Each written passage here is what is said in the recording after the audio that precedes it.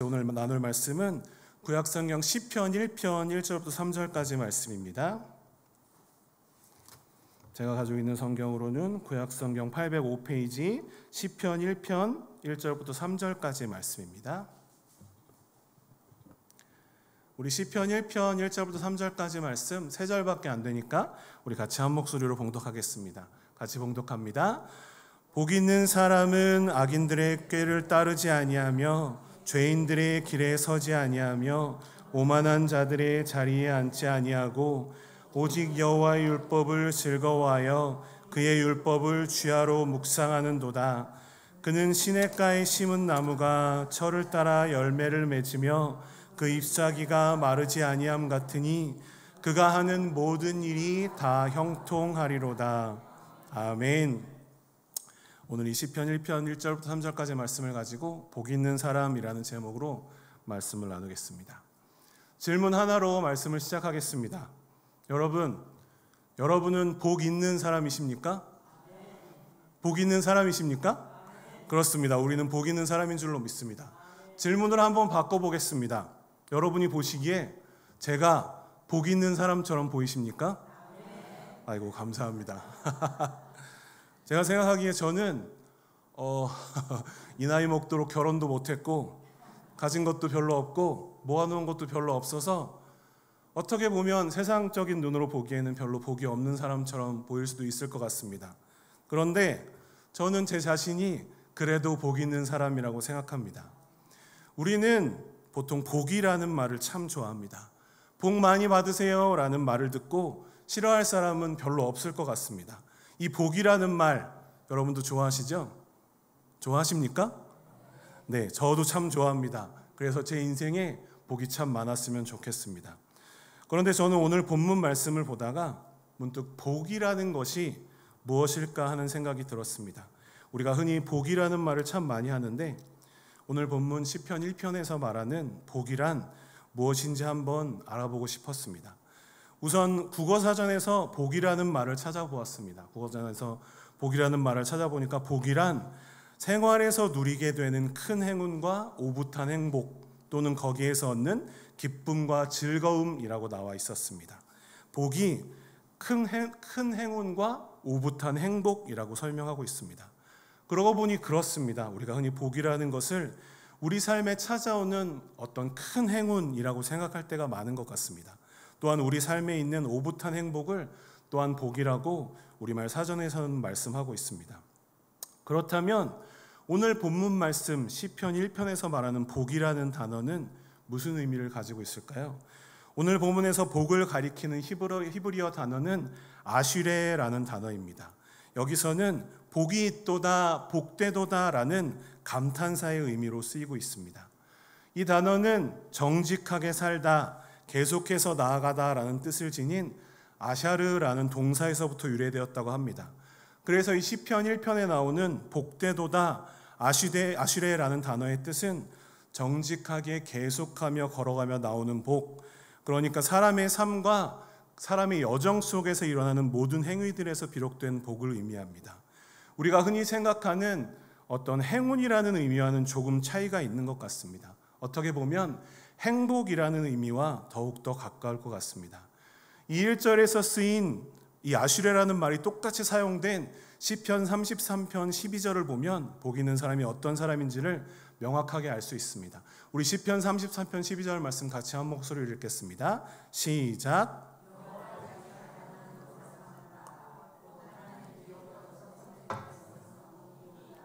아멘.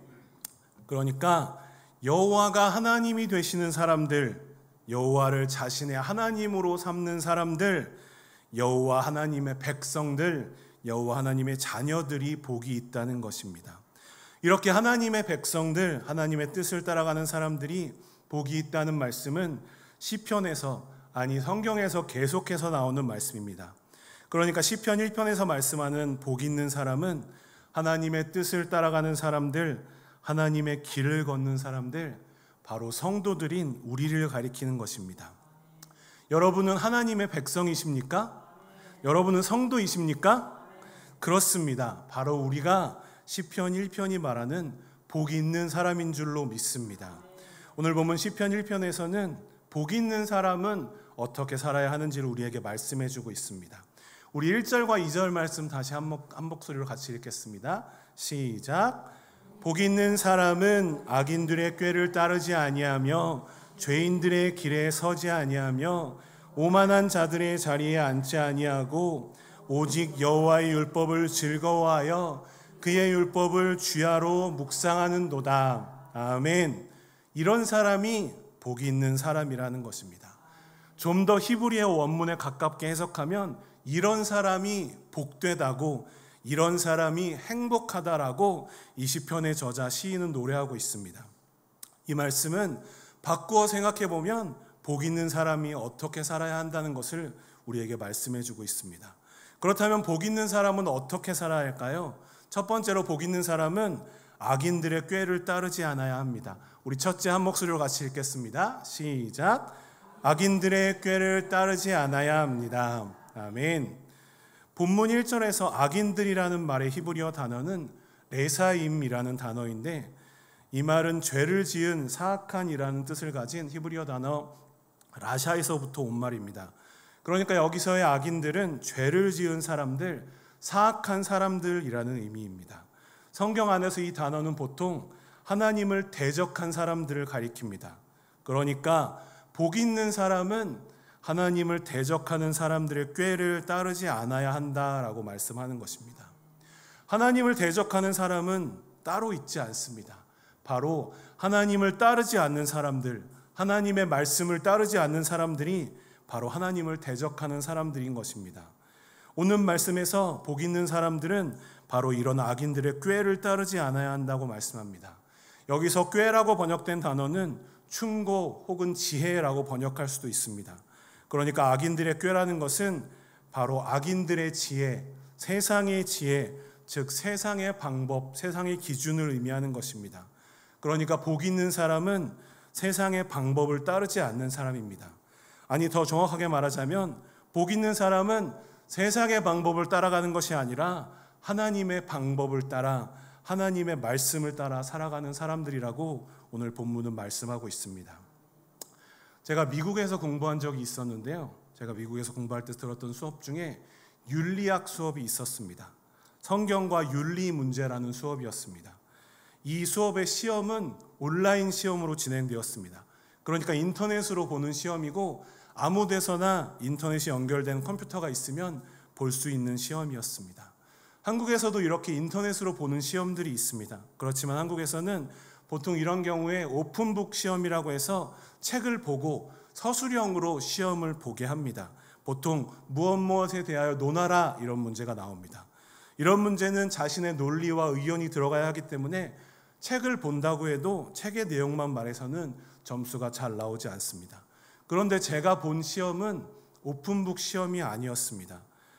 그러니까 책을 볼 수 없고 성경도 볼 수 없는 그런 시험이었습니다.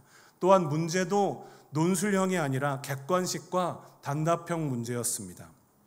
그런 시험을 아무도 없는 데서 보는 인터넷 시험으로 보라는 것입니다. 한국에서는 그런 식으로 시험을 보기가 쉽지 않을 것입니다. 왜냐하면 책을 보고 쓰는 사람들이 많을 것이기 때문입니다. 시험을 이런 방식으로 낸다고 하면서 교수는 우리에게 말했습니다.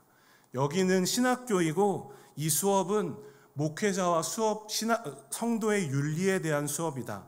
너희가 이 시험에서도 너희의 양심을 지키지 못한다면 너희가 나가서 사역할 때도 마찬가지다. 컨닝하고 싶은 유혹을 이기지 못하는 사람은 차라리 신학을 그만두는 것이 좋다. 왜냐하면 사역을 할 때는 이것보다 훨씬 더 큰 유혹이 몰려올 것이고, 컨닝하고 싶은 유혹을 이기지 못하는 사람들은 그러한 유혹에 넘어갈 것이 분명하기 때문이다 라고 말하면서 이렇게 온라인 시험으로 단답형 시험을 냈습니다. 세상에서는 이러한 시험을 볼 때 어떻게 생각할까요? 아마도 모두 다 그렇지는 않겠지만 많은 사람들이 땡 잡았다고 생각할 것입니다. 왜냐하면 아무도 보지 않는 곳에서 시험을 보기 때문에 마음대로 책을 보고 베껴서 쓰면 되기 때문입니다. 자기의 양심을 속이면 어떻습니까? 한 번 양심을 속이면 점수가 잘 나오는데 점수만 잘 나오면 된다고 그렇게 생각할 것입니다. 그 시험을 보기 위해서는 꽤 많은 시간을 투자해야 합니다. 시험 범위 내용을 달달 외워야 하기 때문입니다. 특히나 저 같은 유학생은 더욱더 그랬습니다. 한 번만 자기 양심을 속이기로 결정하면 시간도 절약되고 좋은 점수도 받을 수 있었습니다. 그렇게 쉬운 길로 갈 수 있었던 것입니다. 하지만 그렇게 쉬운 방법으로 가는 것은 하나님의 방법이 아니었습니다. 쉬운 길을 놔두고 올바른 어려운 길로 가는 것이 바로 하나님의 방법이었던 것입니다. 남들이 다 하는 대로 쉽고 넓은 길로 가는 것이 아니라 세상과는 다르게 좁고 어려운 길로 가는 것이 바로 하나님의 방법이고 바로 성도의 길인 것입니다. 하나님은 하나님의 나라를 쉬운 방법으로 확장하지 않으시고 미련한 전도의 방법으로 하나님의 나라를 확장하셨습니다. 또한 예수님도 우리에게 말씀하셨습니다. 우리 마태복음 7장 13절과 14절 말씀 같이 한 목소리로 읽겠습니다. 읽습니다. 시작.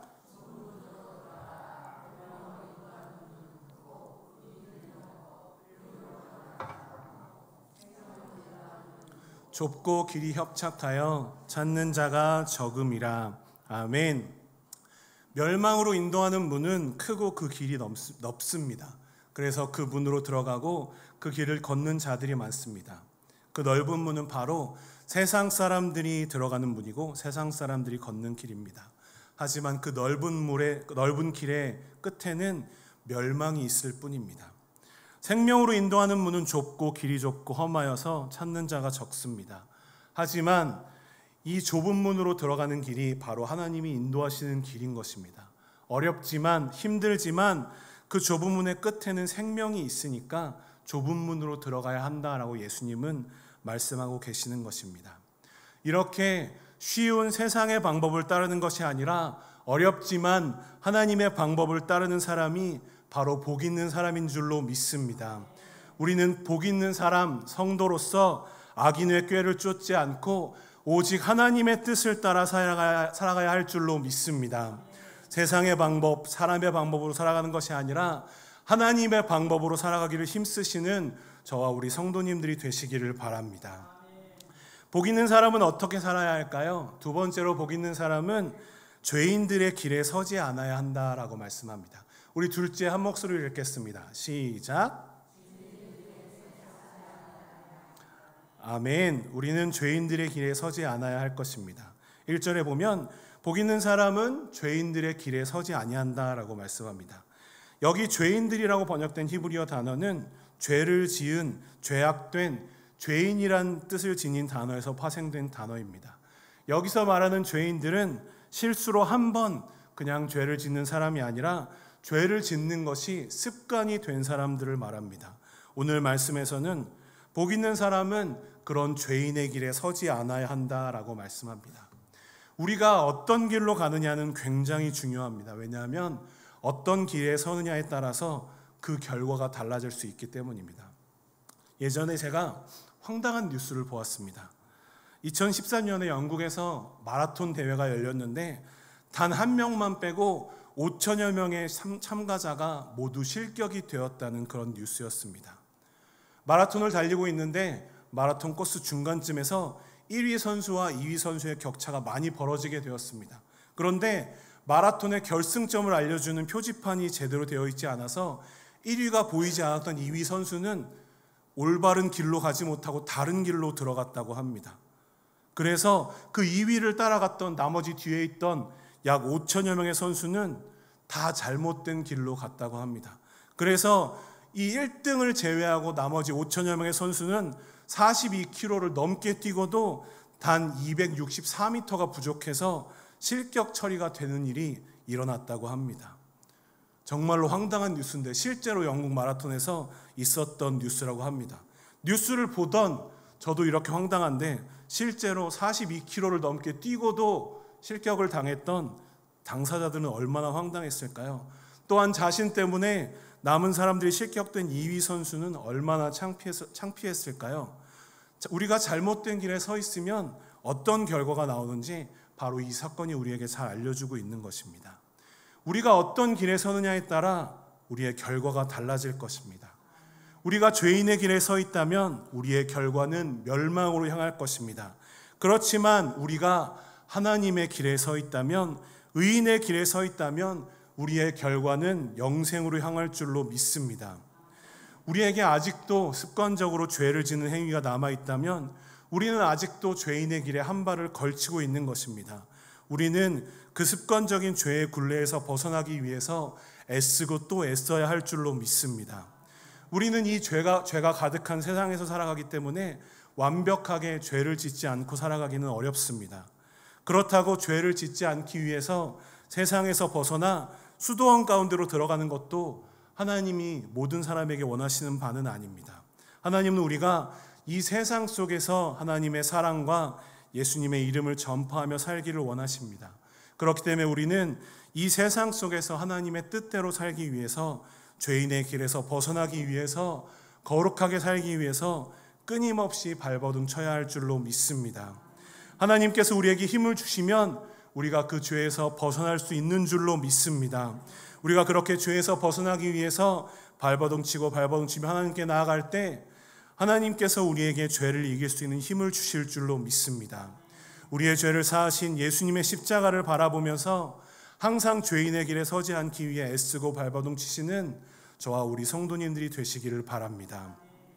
복 있는 사람은 어떻게 살아야 할까요? 세 번째로 복 있는 사람은 오만한 자들의 자리에 앉지 않아야 합니다. 우리 세 번째 같이 한 목소리로 읽겠습니다. 시작. 아멘. 우리 1절에 보면 오만한 자들의, 복 있는 사람은 오만한 자들의 자리에 앉지 아니하고 라고 말씀합니다. 여기서 오만한 자들이라고 번역된 히브리어 단어는 경멸하다라는 뜻을 지닌 단어에서 유래된 단어로 하나님을 경멸하면서 하나님이 아니라 나 스스로 모든 것을 해결할 수 있다고 생각하는 그런 사람들을 가리킵니다. 복 있는 사람은 그렇게 오만한 자들의 자리에 앉지 않는 사람입니다. 여기서 앉는다는 말은 이스라엘의 지도자들이 모여서 성문에 모여 앉아서, 이스라엘의 성문 앞에 모여 앉아서 재판하던 모습을 연상하게 합니다. 이스라엘의 마을 입구에는 성문이 있었고 그 마을에 어떤 문제가 생기면 그 성문 앞에 지도자들이 앉아서 누가 잘못했는지 시시비비를 가리는 재판을 했다고 합니다. 오만한 자들은 그 자리에서 하나님의 뜻과는 상관없이 자기가 옳다고 주장하며 나만이 옳으니까 내 뜻대로만 해야 한다고 그렇게 주장하는 사람들이었습니다. 우리의 마음에도 그런 의자가 있습니다. 우리의 마음의 의자에 누가 앉아 있느냐가 굉장히 중요합니다. 내 마음의 의자에 나 자신이 앉아서 하나님의 뜻을 경멸하고 나 자신의 뜻대로만 살아가려고 하는 사람은 바로 오늘 본문이 말하는 오만한 자들의 자리에 앉은 사람입니다.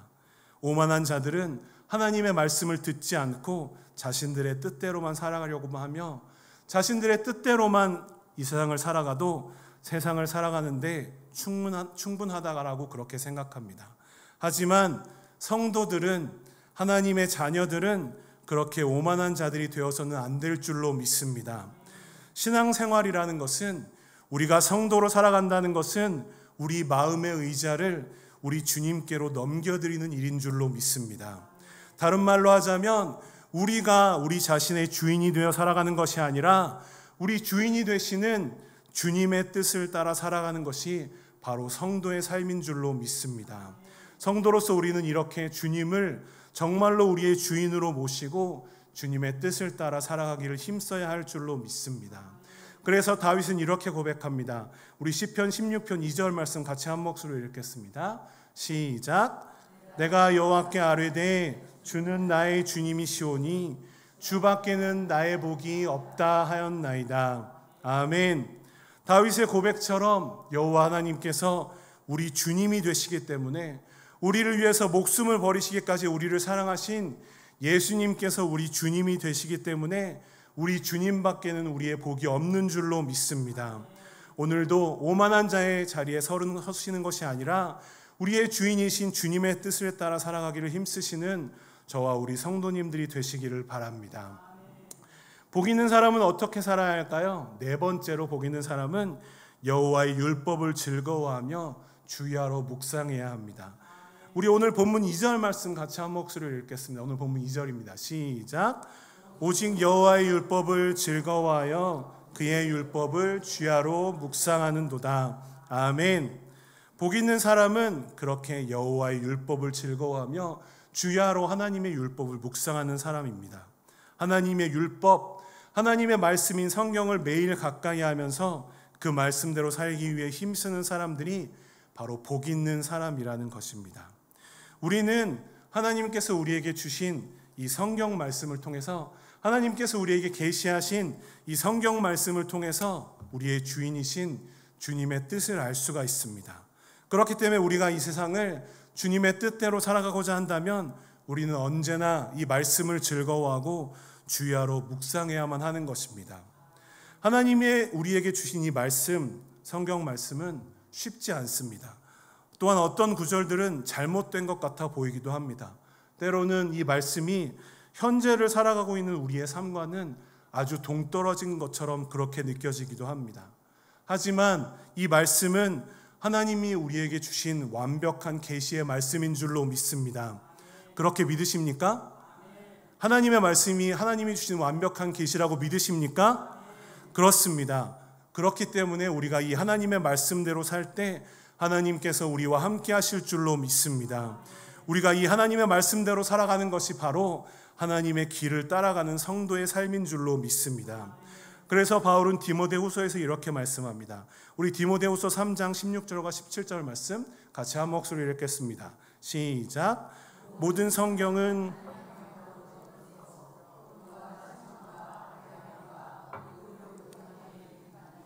이는 하나님의 사람으로 온전하게 하며 모든 선한 일을 행할 능력을 갖추게 하려 함이라. 아멘. 성경, 하나님의 말씀은 하나님의 감동으로 된 것이기 때문에 하나님의 사람으로 온전하게 하며 하나님의 사람이 모든 선한 일을 행할 능력을 갖추게 하는 그런 말씀이라는 것입니다. 그렇기 때문에 우리는 하나님이 부르신 복 있는 사람으로서 하나님의 말씀대로 살아가기를 힘써야 하는 것입니다. 복 있는 사람은 자기가 모든 것을 자기 뜻대로 할 수 있다는 죄인, 악인, 오만한 자처럼 사는 것이 아니라 하나님이 우리에게 주신 하나님의 말씀대로 순종하며 하나님의 뜻대로 살아가기를 힘쓰는 사람인 줄로 믿습니다. 복 있는 사람답게, 하나님이 택하신 성도답게 언제나 하나님의 말씀을 주야로 묵상하며 하나님의 말씀대로 살아가기를 힘쓰시는 저와 우리 성도님들이 되시기를 바랍니다. 이렇게 악인들의 꾀를 따르지 아니하고 죄인들의 길에 서지 아니하며 오만한 자들의 자리에 앉지 아니하는 오직 여호와의 율법을 즐거워하여 그의 율법을 주야로 묵상하는 복 있는 사람의 결과는 어떻습니까? 오늘 본문의 3절이 그것을 말씀합니다. 우리 3절 말씀 같이 한 목소리로 읽겠습니다. 시작. 그는 시냇가에 심은 나무가 철을 따라 열매를 맺으며 그 잎사귀가 마르지 아니함 같으니 그가 하는 모든 일이 다 형통하리로다. 아멘. 복 있는 사람은 시냇가에 심은 나무가 철을 따라 열매를 맺으며 그 잎사귀가 마르지 아니하는 그런 삶을 살아가는 사람이라는 것입니다. 복 있는 사람은 시냇가에 심은 나무 같은 사람이라고 말씀합니다. 시냇가에 심겨 있는 나무는 양식이 풍부합니다. 나무가 먹을 물과 흙이 풍부한 곳이기 때문입니다. 우리는 하나님의 자녀로서 바로 하나님께 심겨진 나무인 줄로 믿습니다. 나무는 뿌리를 깊게 내려야 제대로 양분을 얻고 살 수 있습니다. 우리도 하나님 안에 믿음으로 뿌리를 깊게 내려야 제대로 된 성도로, 하나님을 닮은 성도로, 하나님의 길을 따를 수 있는 성도로 살아갈 수 있는 줄로 믿습니다. 우리가 하나님을 얼마나 믿느냐, 하나님을 얼마나 신뢰하느냐가 바로 우리의 뿌리인 것입니다. 여러분의 믿음의 뿌리는 하나님을 향해서 얼마나 깊게 뻗어 있습니까? 우리가 하나님을 온전히 신뢰할 때 하나님께서 우리에게 주시고자 하는 은혜를 우리가 마음껏 누릴 수 있는 줄로 믿습니다. 그렇기 때문에 우리는 하나님께 더욱더 가까이 나아가며 하나님을 향해 우리의 믿음의 뿌리를 깊게 뻗어야 할 줄로 믿습니다. 그렇게 하나님을 향해 믿음의 뿌리를 깊게 뻗으셔서 하나님의 은혜를 풍성히 누리시는 저와 우리 성도님들이 되시기를 간절히 바랍니다. 그렇게 하나님께 믿음의 뿌리를 깊게 내린 복 있는 사람은 저를 따라 열매를 맺으며 모든 일이 다 형통할 것이라고 말씀합니다. 여기 형통이라는 말은 모든 일이 뜻대로 잘 되어 간다는 뜻입니다. 흔히 모든 일이라는 만사라는 말을 붙여서 만사형통이라고 합니다. 여기서 형통이라고 번역된 히브리어 단어는 번성하다, 잘되다라는 뜻을 가지고 있습니다. 그러니까 결국 이 말은 복 있는 사람이 형통하다는 말은 복 있는 사람이 모든 것이 잘 될 것이라는 말씀입니다. 복 있는 사람은 만사 형통한다라는 것입니다. 이 형통이라는 단어를 볼 때 우리는 흔히 하나님이 복을 주시면 우리가 이 세상에서 더 많은 것들을 받아서 풍족하게 누리면서 잘 살 것이라고 생각합니다. 우리의 모든 일들이 다 잘 될 것이라고 생각합니다. 하지만 이 말의 원래 뜻을 생각해 보면 우리가 흔히 생각하는 것과는 약간 다른 것 같습니다. 복 있는 사람은 모든 일이 다 뜻대로 잘 되어 갈 것입니다. 하지만 그 뜻은 나의 뜻이 아니라 바로 하나님의 뜻인 줄로 믿습니다. 우리 성경의 인물들을 한번 생각해 보시기를 바랍니다. 성경의 인물들을 보면 별로 형통해 보이지 않습니다. 베드로는 어부로서 물고기를 잡으면서 나름 행복한 삶을 보내던 사람이었습니다. 그런데 예수님께서 베드로를 부르시자 베드로는 모든 것을 버려두고 예수님을 따르다가 예수님을 부인하는 아픔을 겪었습니다. 예수님이 돌아가신 뒤에는 다시 어부 생활을 하러 갔는데 이번에는 부활하신 예수님이 다시 그를 부르셔서 내 양을 먹이라고 하십니다. 그래서 베드로는 그 말씀처럼 예수님의 말씀을 전하다가 잡혀서 십자가에 거꾸로 매달려서 죽었다고 전해집니다. 세상의 눈으로 보자면 베드로는 전혀 형통한 삶을 살아가지 않았습니다. 바울의 경우도 마찬가지입니다. 바울은 로마의 시민권을 가진 유대 정통 바리새파 사람이었습니다. 최고 신분과 더불어서 최고 학자에게 배운 탄탄한 지식도 가지고 있었습니다. 그런 바울이 예수님을 부르시자 바울은 이방인들에게 예수님을 전하다 갖은 고초를 다 겪고 결국 죄인의 신분으로 로마에 가서 결국 처형당했습니다. 세상의 시선으로 보자면 바울도 전혀 형통했다고 말할 수가 없을 것입니다. 그렇지만 베드로와 바울은 하나님의 뜻대로 산 사람들이었습니다. 그들은 하나님의 뜻대로 고난을 당하고 결국 순교했습니다. 그렇다면 베드로와 바울은 형통한 삶을 살지 못한 걸까요? 아닙니다. 그들은 하나님의 입장에서 보자면 누구보다 형통한 삶을 살아갔습니다. 그들은 누구보다도 하나님께 큰 복을 받은 사람들입니다. 그렇게 베드로와 바울처럼 그리고 수많은 우리의 믿음의 선배들처럼 우리는 하나님의 뜻대로 살아야 할 줄로 믿습니다. 그렇게 하나님의 뜻대로 살아가는 것이 바로 형통한 삶이고 복 있는 삶인 줄로 믿습니다. 우리가 하나님의 뜻대로 살 때 하나님은 우리에게 시절을 쫓아 과실을 맺으며 그 잎사귀가 마르지 않는 생활을 주시겠다라고 말씀하십니다. 우리가 하나님의 뜻대로 살면 부자가 되고 다른 사람보다 풍족한 생활을 할 수 있을까요? 그렇게 우리가 하나님의 뜻대로 살면 부자가 되고 다른 사람보다 풍족한 생활을 할 수 있다고 저는 말씀드리고 싶습니다. 하지만 그것은 성경에서 가르치는 가르침이 아닌 것입니다. 하나님은 그렇게 우리에게 역사하시는 분이 아니십니다. 하지만 이것은 분명하게 말씀드릴 수 있습니다. 우리가 하나님의 뜻대로 살 때 하나님께서는 우리에게 때에 따라 은혜를 주시며 우리의 필요한 것들을 채워주실 줄로 믿습니다. 우리가 하나님의 뜻대로 살 때 하나님은 때에 따라 우리에게 좋은 것을 누리게 하실 줄로 믿습니다. 그것이 항상 우리가 잘 되고 우리가 세상에서 많은 것을 누리고 우리의 욕심대로 된다는 뜻은 아닙니다. 우리 그림을 하나 같이 보시겠습니다. 예전에도 몇 번 보여드렸던 그림인데 우리가 생각하는 형통은 이 위에 있는 그림처럼 아무것도 없이 그냥 쭉 직진하는 그런 삶으로 생각할 수 있습니다. 하지만 저는 말씀을 읽으면서 느끼는 것이 하나님이 생각하시는 형통은 어쩌면 밑에 그림일 수도 있다고 생각합니다.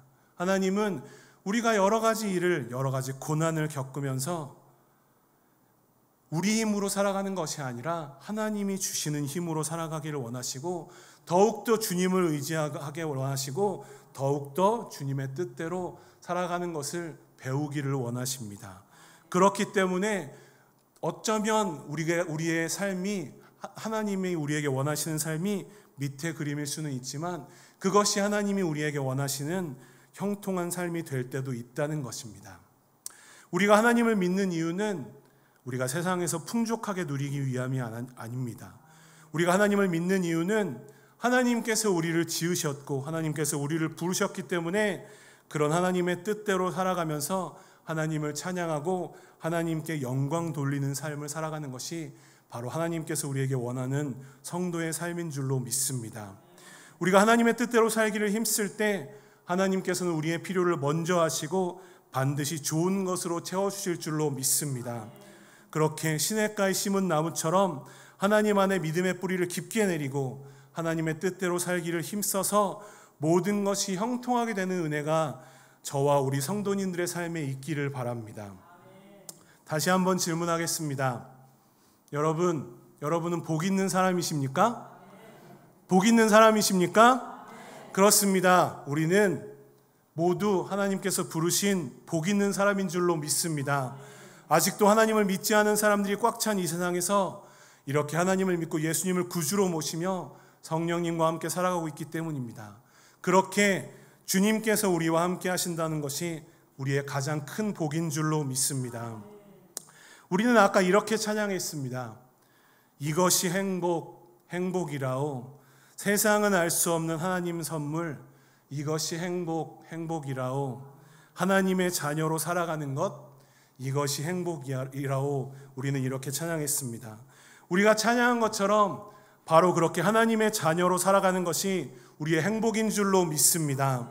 세상은 알 수 없지만, 세상은 이해하지 못하겠지만 그렇게 하나님의 자녀로서 이 세상 가운데 살아갈 수 있는 것이 우리의 복이기 때문에 우리는 복 있는 사람이고 행복한 사람인 줄로 믿습니다. 우리는 오늘도 그렇게 복 있는 사람으로서 하나님과 동행하며 하나님의 자녀로서 살아가야 할 줄로 믿습니다. 주님만이 우리의 유일한 복이 되시는 줄로 믿습니다. 그 주님을 따라 악인의 꾀를 쫓지 않고 죄인의 길에 서지 않고 오만한 자의 자리에 앉지 않으며 하나님의 말씀을 주야로 묵상하셔서 시냇가에 심은 나무가 시절을 쫓아 과실을 맺으며 그 잎사귀가 마르지 않는 그 형통하게 하시는 은혜를 누리며 하나님의 뜻대로 살아가시는 저와 우리 성도님들이 되시기를 간절히 기도합니다. 같이 기도하겠습니다.